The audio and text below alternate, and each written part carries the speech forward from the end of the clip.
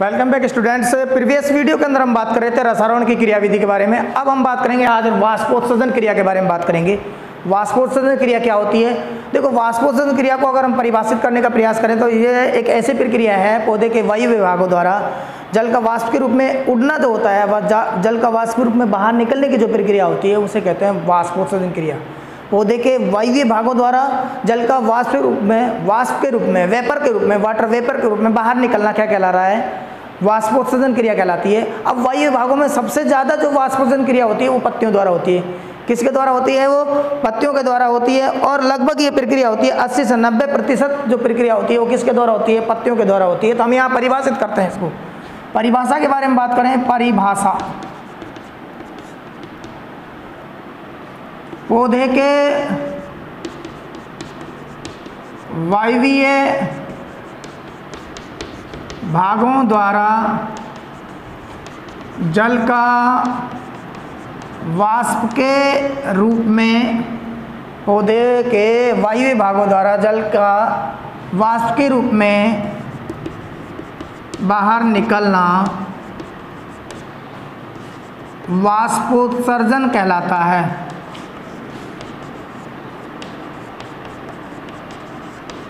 क्या कहलाता है? वाष्पोत्सर्जन कहलाता है। अब नेक्स्ट पॉइंट बात करें अगर यहाँ पर वायु भागों में मुख्यतः किसके द्वारा होता है? पत्तियों के द्वारा। वाष्पोत्सर्जन क्रिया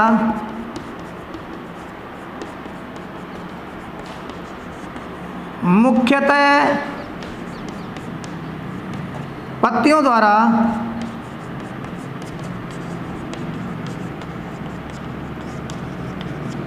मुख्यतः किसके द्वारा होती है? पत्तियों द्वारा होती है। वाष्पोत्सर्जन क्रिया मुख्यतः पत्तियों द्वारा होती है। इसके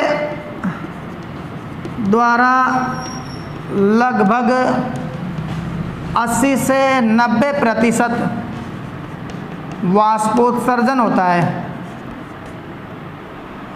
कितना वाष्पोत्सर्जन होता है? 80 से 90%। अब वायु भागों के आधार पर हम बात करते हैं 3 प्रकार की वाष्पोत्सर्जन क्रिया होती है और उसमें हम बात करेंगे वाष्पोत्सर्जन मुख्यतः 3 प्रकार से होता है। वाष्पोत्सर्जन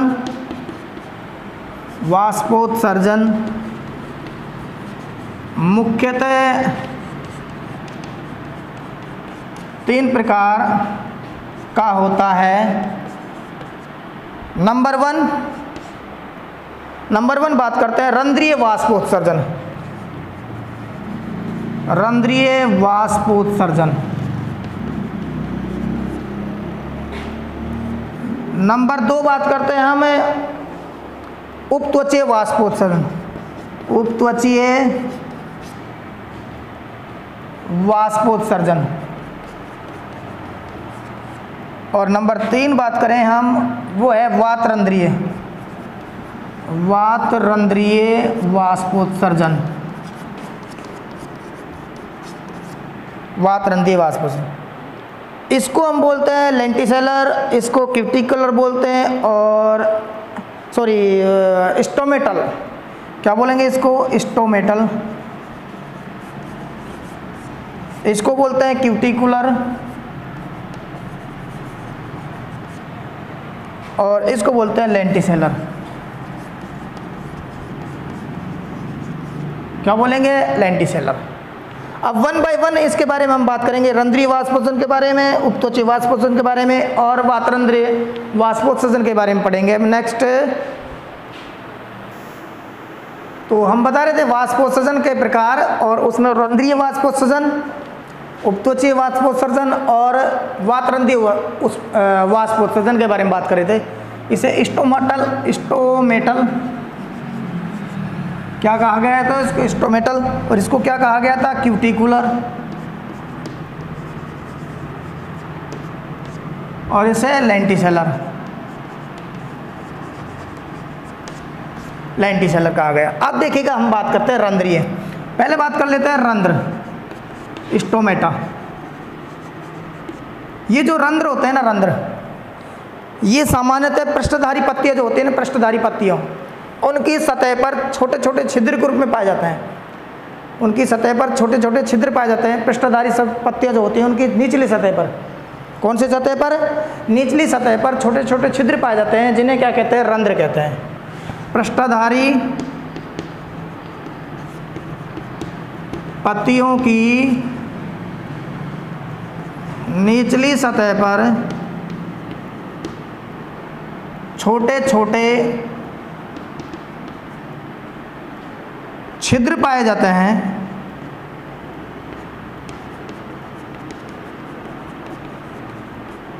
जिन्हें क्या कहते हैं? रंध्र कहते हैं। अधिकांश जो वाष्पोत्सर्जन क्रिया होती है वो किसके द्वारा होती है? रंध्रों की सहायता से होती है। 50 से 70%, 50 से 70% जो प्रक्रिया होती है वाष्पोत्सर्जन की, वो किसकी सहायता से होती है? रंध्रों की सहायता से होती है। किसकी सहायता से होगी? रंध्रों की सहायता से होगी। फिर दोबारा बता रहे हैं हम यहाँ पर, रंध्रीय वाष्पोत्सर्जन क्रिया में क्या होता है कि जो पृष्ठधारी पत्तियाँ होती हैं, उन पत्तियों पर छोटे छोटे छिद्र पाए जाते हैं निचली सतह पर, मुख्यतः निचली सतह पर। यूँ तो ऊपरी सतह पर पाए जाते हैं, लेकिन मुख्यतः निचली सतह पर छोटे छोटे छिद्र पाए जाते हैं। उन छिद्रों को क्या कहते हैं? रंध्र कहते हैं। और इन रंध्रों की सहायता से जल का वाष्पीकरण होता है। तो इस प्रकार की जो प्रक्रिया होती है उसे क्या कहेंगे? रंध्रीय वाष्पोत्सर्जन क्रिया कहेंगे। सबसे ज़्यादा मात्रा में जो वाष्पोत्सर्जन क्रिया होती है वो किसकी सहायता से होती है? रंध्रों की सहायता से होती है। नेक्स्ट बात करेंगे उपत्वचीय वाष्पोत्सर्जन क्रिया। देखो जो मरुस्थलीय पौधे होते हैं ना, मरुस्थलीय पौधे की जो पत्तियां होती हैं, मरुस्थलीय पौधों की जो पत्तियां होती हैं उनकी ऊपरी सतह पर, पत्तियों की ऊपरी सतह पर, बोले तो बाह्य त्वचा पर मोम जैसी परत पाई जाती है। मोम जैसी परत पाई जाती है, परत, वैक्सी परत पाई जाती है। वैक्सी लेयर पाई जाती है, जिसके कारण क्या है? ये ऊपरी परत क्या होती है? ढकी होती है। लेकिन बट कुछ जगहों पर उपत्वचा जो होती है कटी फटी होती है। क्या होती है? कटी फटी होती है। और इसी कटी फटी जगह से क्या प्रक्रिया होती है? वाष्पोत्सर्जन क्रिया होती है। कौन सी क्रिया हो रही है? वाष्पोत्सर्जन क्रिया हो रही है। लेकिन यहाँ देखिएगा जो मरुस्थलीय पादप होते हैं सामान्यतः उनमें वाष्पोत्सर्जन क्रिया कम पाई जाती है। कारण क्या है? उनके ऊपर वैक्सी, उनकी पत्तियों पर है क्या पाई जाती है? वैक्सी लेयर पाई जाती है। और वैक्सी लेयर क्या करती है? जल को वाष्प रूप में उड़ने से रोकने का कार्य करती है। किंतु कुछ जगहों पर ये जो उपत्वचा है, जिसे क्यूटिकल कहा गया है, जो कि मोम से पर ढकी हुई थी, कुछ जगहों पर ये कटी फटी होती है, अनकवर्ड होती है। उन जगहों से जो है जल का वाष्प रूप में जब बाहर निकलता है तो उस प्रक्रिया को हम कहते हैं उपत्वचीय वाष्पोत्सर्जन क्रिया कहते हैं।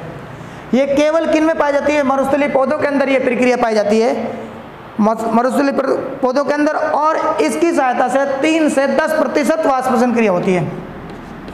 3 से 10%, बहुत कम जल वाष्पोत्सर्जन क्रिया संपन्न होती है। इससे 3 से 10% जो वाष्पोत्सर्जन क्रिया होती है वो क्यूटिकल ट्रांसपायरेशन होती है। नेक्स्ट बढ़ते हैं वातरंध्रीय। पौधे के जो फल हैं, तना है, उस पर सूक्ष्म छिद्र पाए जाते हैं। तने, फल पर क्या पाए जाते हैं? सूक्ष्म छिद्र पाए जाते हैं।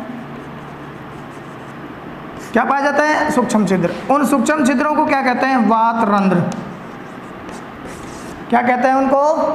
वातरंध्र कहते हैं। सूक्ष्म छिद्र पाए जाते हैं फलों की सतह पर, तने पर, फलों की सतह पर क्या पाए जाते हैं? सूक्ष्म छिद्र पाए जाते हैं, जिन्हें क्या कहते हैं? वातरंध्र कहते हैं। इन वातरंध्रों की सहायता से होने वाला जो वाष्पोत्सर्जन होगा उसे क्या कहते हैं? वातरंध्रीय वाष्पोत्सर्जन क्रिया कहते हैं। क्या कहेंगे इसको? वातरंध्रीय वाष्पोत्सर्जन क्रिया कहेंगे।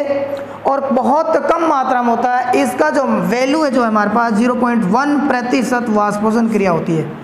यहाँ पर सबसे कम जो वाष्पोत्सर्जन क्रिया होती है वो किसकी सहायता से होती है? वातरंध्रों की सहायता से होती है। अगेन रिपीट करें, वाष्पोत्सर्जन 3 प्रकार का था। कितने प्रकार का था? 3। नंबर 1 रंध्रीय वाष्पोत्सर्जन, नंबर 2 उपत्वचीय वाष्पोत्सर्जन और नंबर 3 वातरंध्रीय। रंध्रीय वाष्पोत्सर्जन रंध्रों की सहायता से होती है, उपत्वचीय वाष्पोत्सर्जन क्रिया उपत्वचा की सहायता से होती है, और वातरंध्रीय वाष्पोत्सर्जन किसकी सहायता होता है? वातरंध्रों की सहायता से। ये पत्ती की ऊपरी या निचली सतह पर सूक्ष्म छिद्र के रूप में पाया जाता है, जिन्हें रंध्र कहते हैं। और इन रंध्रों की सहायता से सर्वाधिक मात्रा में वाष्पोत्सर्जन क्रिया होती है, लगभग 50 से 70%। नेक्स्ट हम बात करें उपत्वचीय वाष्पोत्सर्जन। यहाँ पर क्या है, जनरली उपत्वचा जो होती है वैक्सी परत से ढकी होती है, मोमी परत से ढकी रहती है, जिस कारण जल की कमी होती है। और ख़ास बात क्या है, मरुस्थलीय पौधों के अंदर ये प्रक्रिया पाई जाती है। अगर कहीं कहीं पर ये वैक्सी परत नहीं पाई जाती है तो उस ओपनिंग जो उस ओपन जो एरिया है उपत्वचा का, उससे जो वाष्पोत्सर्जन क्रिया होती है वो कहलाती है उपत्वचीय वाष्पोत्सर्जन क्रिया। और इसकी जो वैल्यू है हमारे पास, अगर हम देखते हैं टोटल वाष्पोत्सर्जन में कितना कंट्रीब्यूशन है इसका, 3 से 10% तक जो वाष्पोत्सर्जन क्रिया होती है वो किसकी सहायता से होती है, उपत्वचा की सहायता से, क्यूटिकलर की सहायता से। नेक्स्ट वातरंध्र। वातरंध्र तने और फल हैं, इनके किनारे पर छोटे सूक्ष्म छिद्र पाए जाते हैं जिन्हें क्या कहते हैं, वातरंध्र कहते हैं। और इन वातरंध्रों की सहायता से होने वाला वाष्पोत्सर्जन होता है वो कहलाता है वातरंध्रीय वाष्पोत्सर्जन। और सबसे कम मात्रा में इनकी सहायता से वाष्पोत्सर्जन क्रिया होती है, जिसको हम किसके डिनोट करते हैं, 0.1% से कह सकते हैं। क्या कह सकते हैं इसका, 0.1% वैल्यू इसको हम मान सकते हैं। ठीक है, अब नेक्स्ट हम बात करेंगे रंध्र की संरचना। किसके बारे में बात करेंगे, रंध्र की संरचना।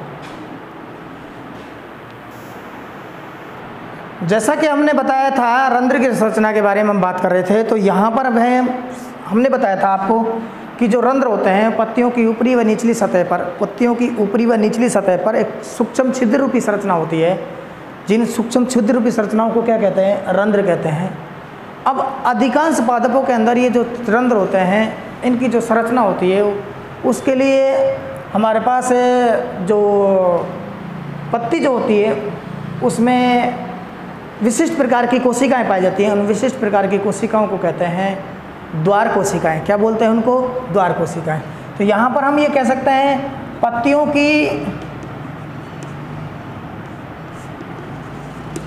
की ऊपरी व निचली सतह पर पाए जाने वाले सूक्ष्म छिद्र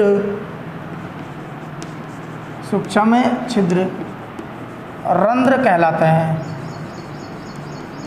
क्या कहलाते हैं, रंध्र कहलाते हैं। एक बात तो ये हुई। अब ये जो रंध्र होते हैं इनकी संरचना जो होती है उसके निर्माण में विशिष्ट कोशिकाएं भाग लेती हैं और उन विशिष्ट कोशिकाओं को कहते हैं द्वार कोशिका। रंध्र की संरचना द्वार कोशिकाओं, संरचना किससे होती है, द्वार कोशिकाओं, गार्ड सेल्स द्वारा निर्मित होती है। किससे होती है, द्वार कोशिकाओं से। अब इन द्वार कोशिकाओं की खास विशेषता होती है, वृक्काकार होती हैं। कैसी होती हैं ये, वृक्काकार होती हैं। वृक्काकार होती हैं, किडनी शेप्ड होती हैं।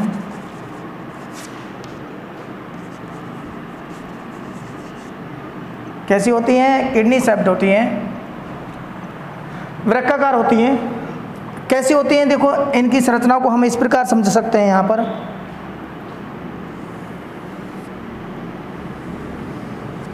इस प्रकार की संरचना होती है।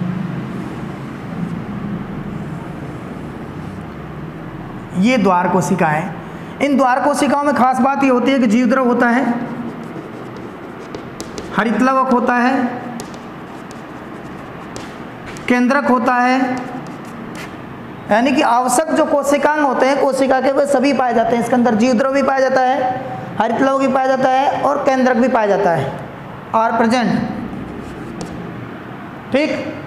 अब ये द्वार कोशिका होती है, कैसी होती है, वृक्काकार होती हैं। कैसी होती हैं, वृक्काकार होती हैं। इसमें दो सतह होती हैं। कितनी सतह होती हैं, दो सतह स्पष्ट दिखाई देती है। यहाँ पर ये उभरी हुई सतह, उभरी सतह जिसे क्या कहते हैं, उत्तल सतह। और ये क्या है, धंसी सतह जिसे क्या कहते हैं, अवतल। क्या बोलेंगे इसको, अवतल सतह। ये उभरी सतह उत्तल और ये कैसी है, धंसी हुई सतह, क्या कहलाएगी, ये अवतल। अब यहाँ पर क्या है, हरित लवक भी पाया जाता है और जीवद्रव भी पाया जाता है। ये द्वार कोशिकाओं की संरचना के बारे में बता रहा हूँ मैं अभी आपको। द्वार कोशिकाओं से क्या निर्मित होते हैं? रंध्र निर्मित होते हैं। क्या निर्मित होते हैं? रंध्र। अभी हम द्वार कोशिकाओं के बारे में बात करें तो द्वार कोशिकाओं की जो भीतरी ये जो सतह होती है ये कैसी होती है? मोटी होती है। कैसी होती है? मोटी होती है। और ये जो सतह होती है ये कैसी होती है? पतली होती है। अब मोटी होती है तो इसमें क्या होता है? खिंचाव आता है। और ये पतली होती है, इस खिंचाव के कारण, इसके खिंचाव के कारण क्या है? ये फैलती है। तो ये तो क्या करती है? फैलने का कार्य करती है। फैलने का कार्य करती है। और ये क्या है? एक तरह से सिकुड़ने का कार्य करती है। किसका कार्य करेगी? सिकुड़ने का कार्य करेगा। दो द्वार कोशिका होती है। दो द्वार कोशिकाएं परस्पर एक दूसरे के संपर्क में आती हैं और दोनों द्वार कोशिकाएं मिलकर एक रंध्र का निर्माण करती हैं। क्या रंध्र का निर्माण करती है? जब ये दो द्वार कोशिकाएं एक दूसरे के नज़दीक आती हैं, जब ये द्वार कोशिकाएं एक दूसरे के नज़दीक आती है, एक द्वार कोशिका एक दूसरी द्वार कोशिका, जब ये दोनों द्वार कोशिकाएं एक दूसरे के नज़दीक आती है तो इनके बीच में एक छिद्र रूपी संरचना बन जाती है। क्या बन जाती है? एक छिद्र रूपी संरचना बन जाती है। इस छिद्र रूपी जो संरचना होती है इसे ही क्या कहते हैं? रंध्र कहते हैं। ये छिद्र क्या है? बंद भी हो सकता है और खुल भी सकता है। छिद्र क्या है? बंद भी हो सकता है और खुल भी सकता है। जब ये छिद्र बंद होता है तो इसी कंडीशन को क्या कहते हैं? हम बंद रंध्र कहते हैं, क्लोज स्टोमेटा कहते हैं। और जब ये छिद्र खुलता है तो इसे क्या कहते हैं? हम ओपन स्टोमेटा कहते हैं, खुला रंध्र कहते हैं। अब ये छिद्र का बंद होना और खुलना ये डिपेंड करता है द्वार कोशिकाओं की स्फीत अवस्था पर और सलत अवस्था पर। जब द्वार कोशिकाएं क्या होती हैं? स्फीत होती हैं, यानी कि फूली हुई होती हैं, तो रंध्र क्या होता है? ओपन हो जाता है। और जब द्वार कोशिकाएं सलत हो जाती हैं, पिचक जाती हैं, तो द्वार कोशिकाओं के बीच में जो छिद्र रूपी संरचना होती है वो क्या हो जाती है? समाप्त हो जाती है। इस कंडीशन को हम क्या कहते हैं? बंद रंध्र कहते हैं। अब इसको हम यहाँ पर एक डायग्राम के थ्रू आपको बताएंगे किस प्रकार ये संरचना जो निर्मित होती है।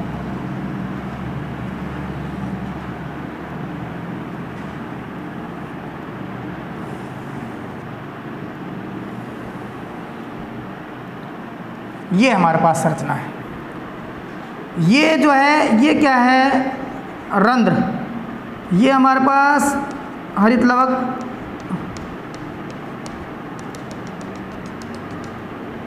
देखिएगा ये हमारे पास क्या है? द्वार कोशिकाएं, गार्ड सेल बोलते हैं इनको। क्या बोलते हैं? द्वार कोशिका बोलती है। और ये जो इनके बीच में जो छिद्र रूपी संरचना है ये छिद्र रूपी संरचना है। ये छिद्र रूपी संरचना है, ये क्या कहलाती है? रंध्र कहलाती है। अब ये द्वार कोशिका होती है। इन द्वार कोशिकाओं के एडजस्ट में, इन द्वार कोशिकाओं के ये कह सकते हैं पड़ोस में भी कुछ कोशिकाएं पाई जाती हैं जिन्हें कहते हैं सहायक कोशिकाएं। उन सहायक कोशिकाओं युक्त द्वार कोशिकाओं को, रंध्र को हम इस प्रकार दर्शा सकते हैं। उसकी संरचना को यहाँ पर देखते हैं, हम आपको यहाँ बताते हैं कि किस प्रकार एक रंध्र जो होता है उसकी संरचना होती है।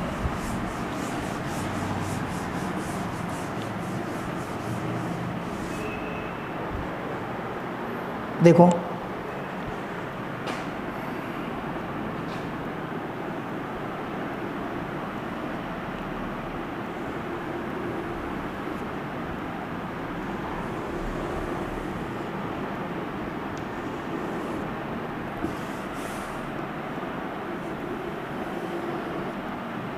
ये हमारे पास एक कंडीशन, ये हमारे पास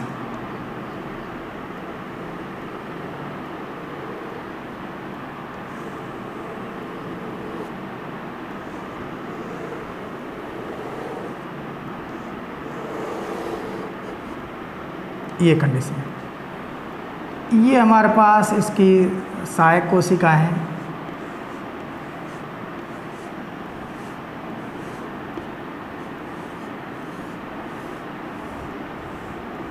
ये सहायक कोशिका, प्रत्येक के अंदर केंद्रक पाया जाता है, हरित लवक पाया जाता है, ये केंद्र। तो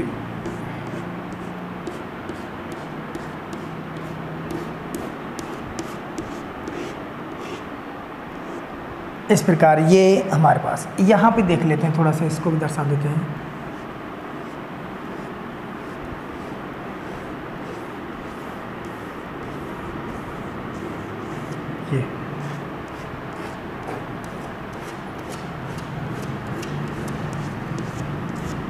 ये जो उभारती संरचना बता रहा हूँ ना, ये नेक्स्ट कोशिका के लिए हमारे पास दिखाई दे रही है। तो यहाँ रंध्र के जो प्रकार हैं, रंध्र के प्रकार कितने प्रकार हैं? 2 प्रकार हैं। एक तो है खुला रंध्र और दूसरा है बंद रंध्र। खुला रंध्र और बंद रंध्र। यहाँ पर हम देखते हैं तो ये क्या है? खुला रंध्र, और ये क्या है हमारे पास? बंद रंध्र।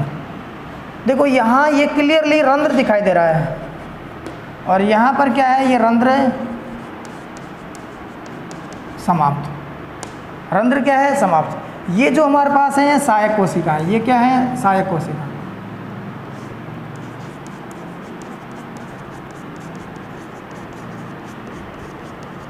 ये कैसी है? सहायक कोशिका। और ये जो हमारे पास है ये है, ये क्या है? द्वार कोशिका। द्वार कोशिका है, गार्ड सेल्स बोलते हैं।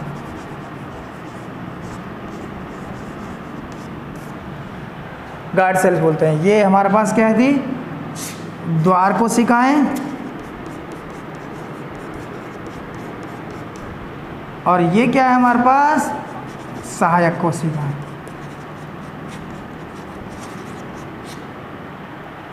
अब हम बात करते हैं आगे चलकर ये कि द्वार कोशिकाएं जो होती हैं और सहायक कोशिका होती हैं, इनमें क्या है? विलायक के अणु यानी कि जल के अणुओं का परस्पर आदान प्रदान होता रहता है।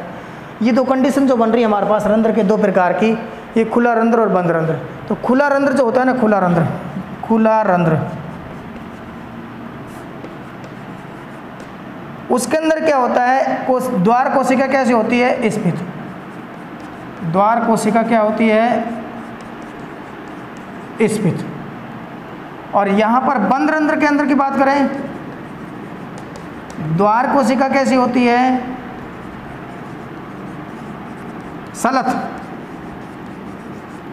कैसी होती है? सलत होती है, पिच की हुई होती है। जब जल के अणु द्वार कोशिकाओं से इसके अंदर प्रवेश करते हैं तो ये द्वार कोशिकाओं में जल का अणु प्रवेश करने के कारण सहायक कोशिकाओं से जल द्वार कोशिकाओं में प्रवेश करता है तो ये फूलती है। फूलने के कारण आंतरिक सतह जो होती है मोटी होती है, इस पर खिंचाव उत्पन्न होता है, और बाहरी जो सतह होती है ये फैल जाती है। फैलने के कारण क्या है? ये एक तरह से ये इस तरह से खिंचाव उत्पन्न होता है। ये इधर खिंचाव होगा और ये इधर खिंचाव होगा, जिसके फलस्वरूप क्या है? ये कोशिकाएं क्या है? बाहर की ओर फैलती हैं द्वार कोशिकाएं, और फैलने के कारण क्या है? एक छिद्रूपी संरचना बन जाती है। इस छिद्रूपी संरचना को ही क्या कह रहे हैं हम? स्टोमेटा कह रहे हैं। यहाँ पर क्या होता है? द्वार कोशिकाओं से पानी की जो मात्रा होती है वो बाहर निकलती है। द्वार कोशिकाओं से पानी की मात्रा क्या होती है? बाहर निकलती है। यहाँ अंदर आ रही थी द्वार कोशिकाओं से पानी की मात्रा, और यहाँ पर द्वार कोशिकाओं से क्या है? पानी की मात्रा सहायक कोशिकाओं में बाहर की ओर जा रही है, जिसके कारण ये क्या हो जाती हैं? पिचक जाती हैं, सलत हो जाती हैं। सलत हो जाती है। सलत होने के कारण क्या है? इनके बीच में जो गैप होता है, वो गैप क्या हो जाता है? समाप्त हो जाता है। और समाप्त होने के कारण जो कंडीशन बनती है हमारे पास रंध्र की, वो क्या कहलाती है? बंद रंध्र कहलाती है, क्लोज स्टोमेटा। और यहाँ पर क्या कहलाता है? ये ओपन स्टोमेटा। अब हम बात करेंगे रंध्र के आधार पर पत्तियों के प्रकार। रंध्र के आधार पर क्या करेंगे हम? पत्तियों के प्रकार। चूंकि रंध्र किस में पाए जा रहे हैं? पत्तियों पर पाए जा रहे हैं, तो पत्तियां अलग अलग प्रकार की होती है। पत्ती की कौन सी सतह पर रंध्र पाए जा रहे हैं? ऊपरी सतह पर पाए जा रहे हैं, निचली सतह पर पाए जा रहे हैं, या दोनों सतह पर पाए जा रहे हैं? इस आधार पर हम रंध्र के उपस्थिति के आधार पर, डिस्ट्रीब्यूशन के आधार पर क्या करेंगे? हम पत्तियों के प्रकार के बारे में डिस्कस करेंगे। रंध्रों की संख्या के आधार पर पत्तियां 3 प्रकार की होती है। हम जानते हैं कि जो रंध्र होते हैं पत्ती की बाह्य त्वचा पर पाए जाते हैं। रंध्र के वितरण के आधार पर पत्तियों के प्रकार।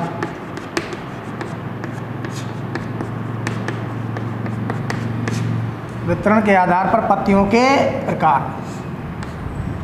देखिए ये जो रंध्र होते हैं ना, रंध्र पत्ती की बाह्य त्वचा पर उपस्थित होते हैं। कहाँ पर उपस्थित होते हैं? बाह्य त्वचा पर। इनकी जो संख्या होती है, संख्या, अगर इनकी संख्या के बारे में बात करें तो रंध्रों की संख्या होती है प्रति वर्ग सेंटीमीटर 100 से लेकर 60,000 प्रति वर्ग सेमी क्षेत्र में 100 से लेकर 60,000 तक पाई जाती है। कितनी पाई जाती है इनकी संख्या? 100 से लेकर 60,000 तक पाई जाती है। अब इन वितरण के आधार पर जो पत्तियों के जो प्रकार हैं वो 3 प्रकार के हैं। एक तो अधोरंध्री,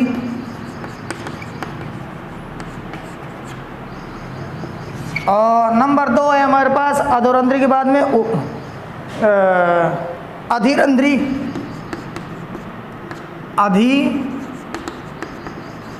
अधिरंध्री, और तीसरा है उभयरंध्री।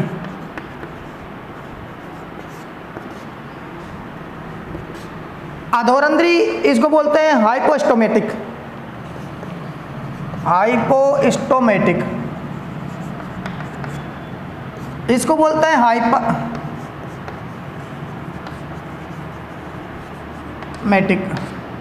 और इसको बोलते हैं एम्फीस्टोमेटिक, एम्फीस्टोमेटिक।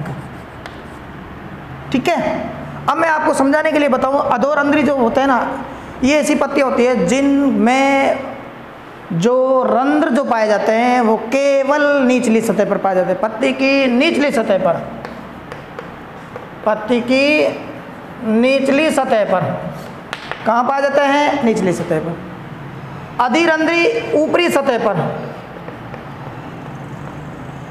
और अगर उभयरंध्री की बात करें तो दोनों सतहों पर, दोनों सतहों पर पाए जाते हैं, दोनों सतहों पर पाए जाते हैं रंध्र। अब देखिएगा, जो ये हमारे पास ये बात करते हैं ना हमने उभयरंध्री, उभयरंध्री जो होते हैं ना, ये 2 प्रकार के होते हैं उभयरंध्री भी। एक तो समान रंध्री, यानी कि दोनों सतह पर समान संख्या में रंध्र पाए जाए। एक असमान रंध्री,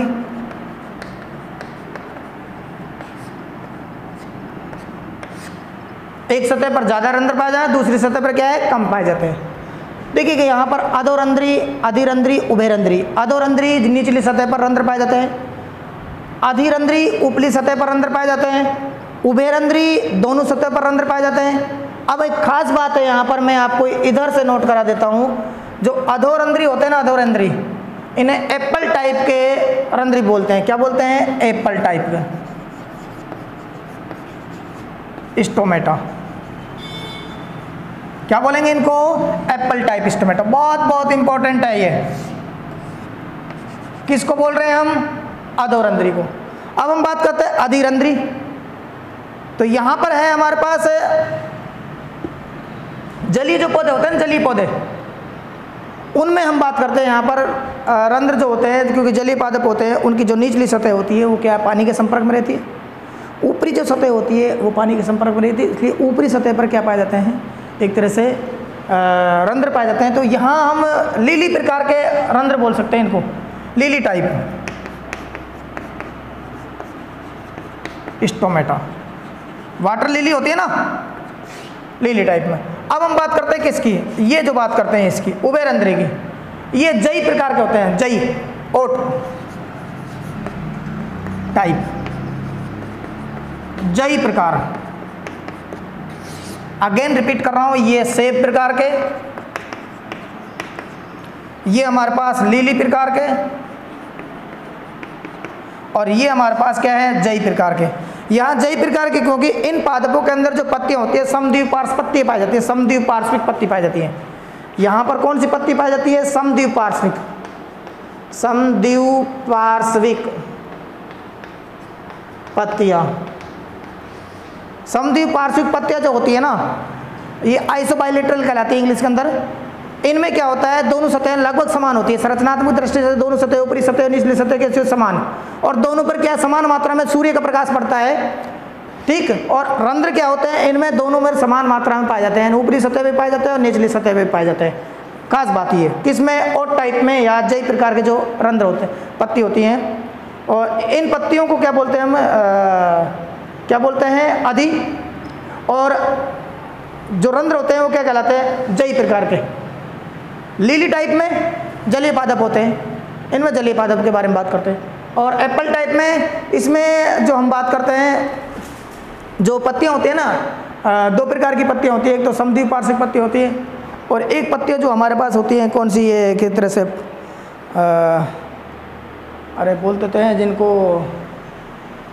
एक तरह से क्या कह सकते हैं हम, ऐसी पत्तियां जिनकी दोनों सतह जो होती हैं वो अलग अलग संरचना की दृष्टि से कैसी होती हैं, अलग अलग होती हैं। उन पत्तियों को क्या बोलते हैं हम यहाँ पर अधोरंध्रीय पत्तियों के रूप में डिस्क्राइब किया गया है। तो इस प्रकार हमने आपको बताया अभी तक रंध्र। इस वीडियो के अंदर बात करें तो वाष्पोत्सर्जन क्रिया के बारे में बताया, वाष्पोत्सर्जन के प्रकार बताए, वाष्पोत्सर्जन की क्रिया में भाग लेने वाले जो रंध्र हैं उनके रंध्र की संरचना के बारे में बताया। रंध्र की संरचना के बाद में हमने बताया रंध्र की उपस्थिति या वितरण के आधार पर पत्तियों के प्रकार। ठीक है, नेक्स्ट अगले वीडियो में।